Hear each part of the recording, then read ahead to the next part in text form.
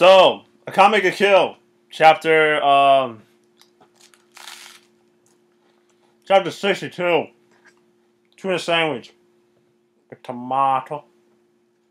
So, this chapter continues off the fight. I'm sorry I'm eating, I'm hungry. So fuck y'all. So this chapter continues off with the fight between Wave and Akame. Akame does the most obvious thing in the world that I can't believe Wave didn't think of. Even though his armor is tough, if she chips away at a certain spot, she will break through it eventually. Wave is a dumbass. But the fight goes on for a little bit, little clashes. Oh shit.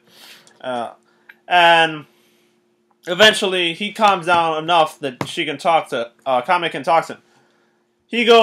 They go in about their backstory, how Akame and Kurome were raised by the Empire, how Kurome was drugged, and how she was experiments, how the drugs have manipulated and warped her mind and her body, making her sick, how she's going insane, all this shit.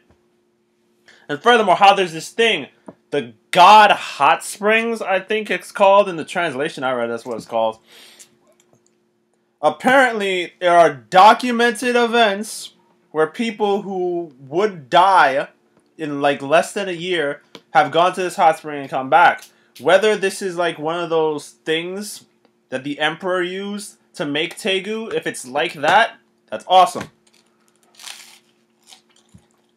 Furthermore, if it's like that, this should be like an all-powerful healing Tegu.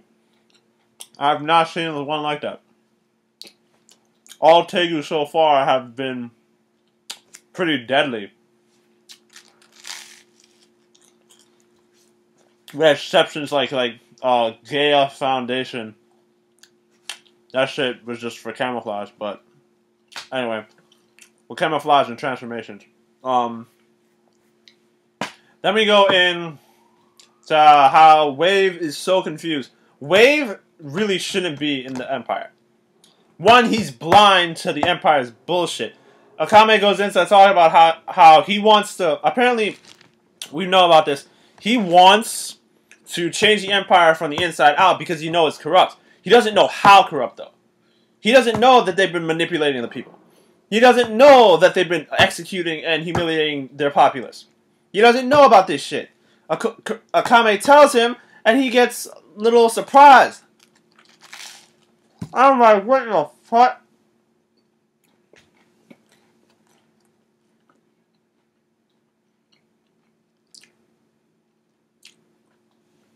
And I'm like, what the fuck? One take. I don't give a fuck else. This nigga's a dumbass if he hasn't noticed this shit. But we go on.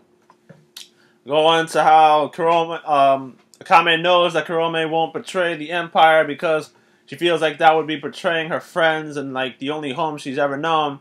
So her only option to save her sister is either to take her to the God Hot Springs by force or kill her.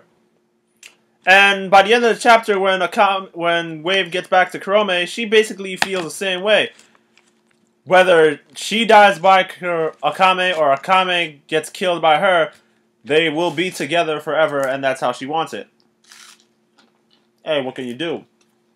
Wave is completely against it. He's a dumbass. He says when he leaves Akame, he's like, she was way out of my league, and I bet Tatsumi's gotten stronger too. I have to get stronger. I feel like he's going to do the same shit that Tatsumi did. It's a horrible idea. Because to me, the only way for Tatsumi to like not die by being taken over by Incurcio is to get the other half of Incurcio, which would be Grand Chariot. Because they're made by the same danger beast. So I figure like that's the only way. Before we go into that, Akame gets back to her squad. Yada yada yada, mushy bullshit. It's really nothing happened. Someone mentioned some bullshit called the Dark Squad. I don't know what the fuck that is, but it's going to be explained. I mean, there's not much going on in this chapter, so I guess I'll see y'all for the next month on Akame Ga Kill. Not that shitty ass anime.